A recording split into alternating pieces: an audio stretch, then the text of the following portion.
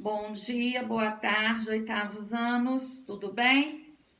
Bom, nós hoje vamos fazer aí uma revisão, né, dos conteúdos abordados nas questões 3 e 4 aí do seu PET, né? São duas questões assim bem tranquilas, né?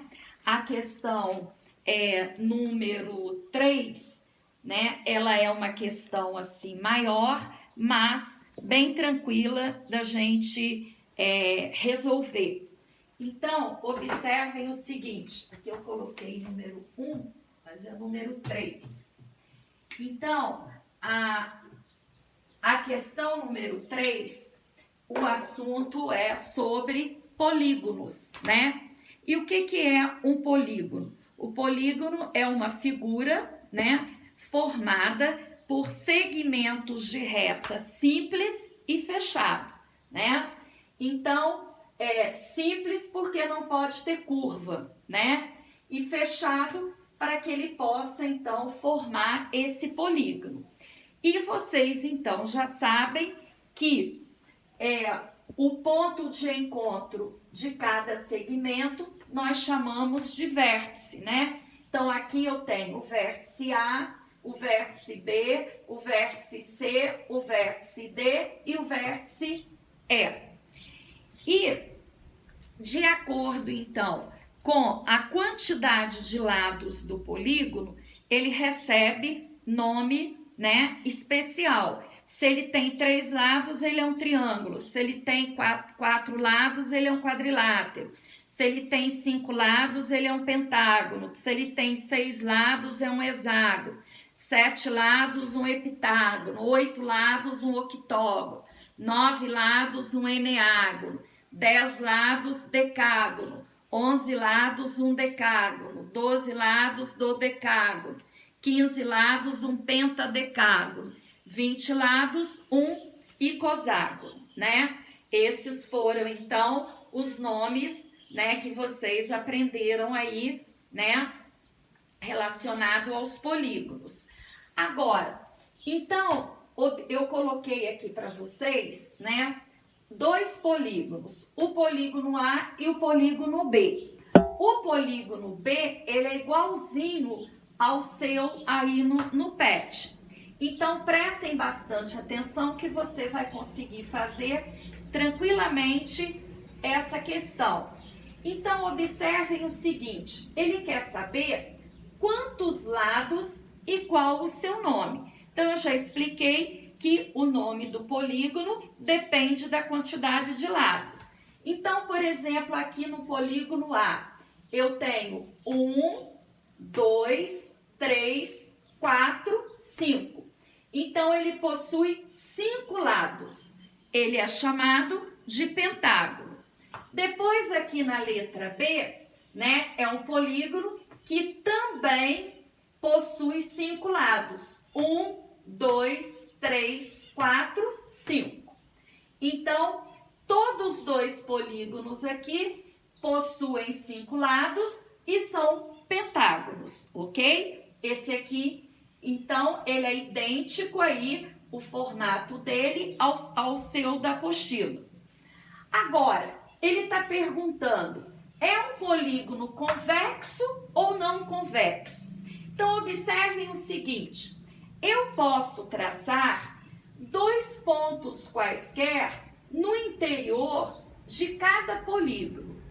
Se esse segmento estiver somente dentro da região poligonal, ele é convexo. Se esse segmento sair fora da região poligonal, ele é não convexo. Então, por isso que eu coloquei aqui esse exemplo A aqui. Então, eu coloquei um ponto aqui e um ponto aqui. Agora, eu vou unir esses 2 pontos. Então, você observa que uma parte desse segmento aqui ficou de fora do polígono. Se ele ficou de fora do polígono, né, não importa que eu tenho outros segmentos que tenham ficado dentro. Mas se eu tiver um que tenha ficado fora, ele é um polígono, então, não convexo, certo? E nesse aqui, todos os pontos que eu tracei aqui, né, na região poligonal aqui e uni, eles estão dentro do polígono, eles estão na região poligonal. Então, quando isso acontece, o meu polígono é convexo. Então, na letra A, eu tenho um polígono não convexo, né, devido a esse segmento aqui que eu mostrei, e o polígono B, ele é um polígono convexo. Portanto, o seu aí da apostila, ele é um polígono convexo. Entendido? Agora, é um polígono regular? Justificar a resposta. O que é um polígono regular?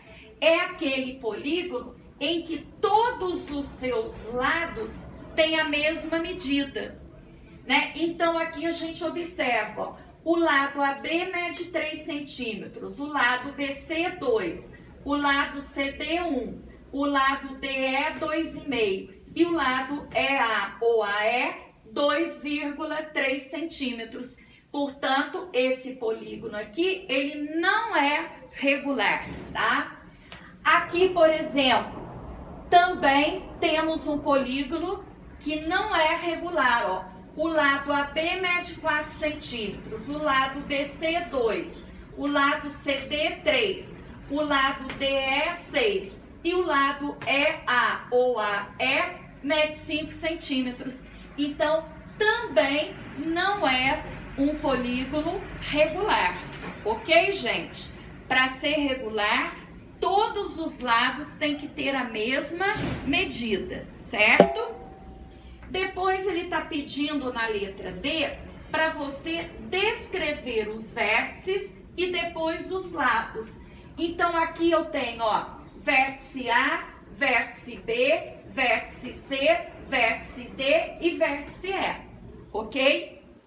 A diferença de vértice para ângulo é aquele acentinho circunflexo, porque se eu colocar o A e um acentinho circunflexo em cima, eu não tenho vértice e passo a ter ângulo A, tá? Então, o vértice é representado somente pelas letras maiúsculas, ok? Depois, ele está pedindo para descrever os segmentos, então, ou os lados, né? Os lados são representados pelos segmentos, ó, AB. Você pode usar as duas letras maiúsculas e pode também representar as duas letras maiúsculas com uma barrinha em cima. Então, eu leio, né? Segmento AB ou lado AB, segmento BC ou lado BC, segmento CD ou lado CD, segmento DE ou lado DE. Então, aqui eu representei exatamente os lados. Depois, na letra E, ele está pedindo a soma dos ângulos internos e externos.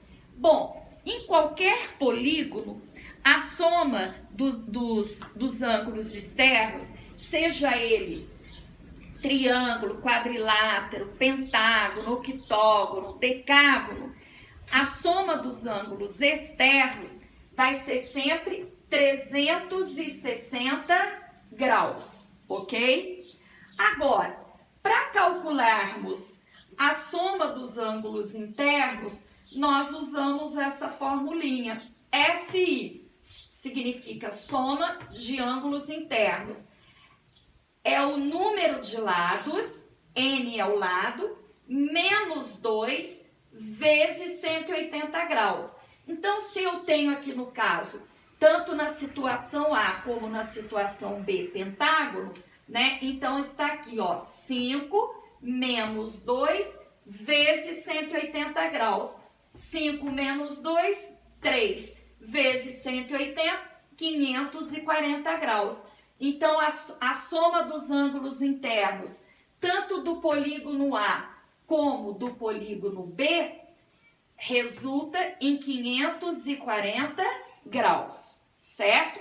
Para qualquer polígono, nós usamos essa fórmula. A variação vai ser exatamente onde tem a letra N, né? Porque se eu tenho, por exemplo, um octógono, eu vou substituir o N por 8. Entendido? Então, na sua situação aí, a resposta será exatamente 540 graus, porque você também tem um pentágono. É importante que você coloque, né, esse desenvolvimento. Depois, na letra F, determine o número de diagonais. A gente até pode traçar no polígono as diagonais, mas nós temos essa fórmula aqui que também permite, né, a gente encontrar o número de diagonais, que é n vezes n menos 3 dividido por 2. N fora do parênteses e dentro do parênteses significa o número de lados. Nas duas situações eu tenho um pentágono, então eu substituí por 5, né? Ele tem 5 lados, 5 vezes, abre parênteses, 5 menos 3 divididos por 2. Resolvo primeiro a operação de dentro do parênteses, 5 vezes 5 menos 3, 2. Então, 5 vezes 2, 10, divididos por 2, 5. Então, significa que, tanto no polígono A como no polígono B aqui, eu vou encontrar 5 diagonais, ok? E a última questão, que é a letra G, pede para determinar o perímetro. O que é o perímetro? É a soma dos lados. Então, aqui, no primeiro polígono aqui, ó, o perímetro aqui deu 10,8 centímetros, porque eu somei 3 mais 2 mais 1 mais 2,5 mais 2,3. No segundo polígono, o mesmo raciocínio. Vou somar os lados. 4 mais 2 mais 3 mais 6 mais 5. O meu perímetro aqui deu 20 centímetros. Então, eu espero que vocês tenham entendido direitinho, né? O seu desenho aí, conforme eu disse na questão 3, é semelhante ao polígono que eu fiz aqui na letra B. Portanto, né, você já tem pronto aí várias respostas, né? Porém, essa que você tem que determinar, a soma dos ângulos internos, o número de diagonais e o perímetro, é necessário que você coloque os desenvolvimentos. Ok, gente? E agora, vamos para a questão número 4. A questão número 4, né? Nós temos aí uma caixa que tem exatamente o formato de um prisma retangular. E esse prisma, né, ele planificado, ou seja, ele desmontado, nós vamos ter 3 triângulos e 2 triângulos e 3 retângulos. Então, ele quer saber a quantidade mínima de papel necessária para confeccionar essa embalagem. Então, simples. Para você encontrar essa quantidade mínima de papel, você vai exatamente calcular a área das figuras. Como que nós calculamos a área do retângulo? É a base vezes a altura, ou a base vezes o comprimento, que é a mesma coisa. Então, se a gente tem aí um retângulo, ele tem 8 centímetros de lado e 20 centímetros de comprimento. Você vai multiplicar 8 vezes 20, né? Você vai ter exatamente a área de um retângulo. Como são 3 retângulos, você vai multiplicar por 3. Então, você vai ter uma área aí que vai estar em centímetros quadrados, né? Depois, o triângulo, a fórmula é a base vezes a altura dividido por 2. Então, a base do triângulo é 8.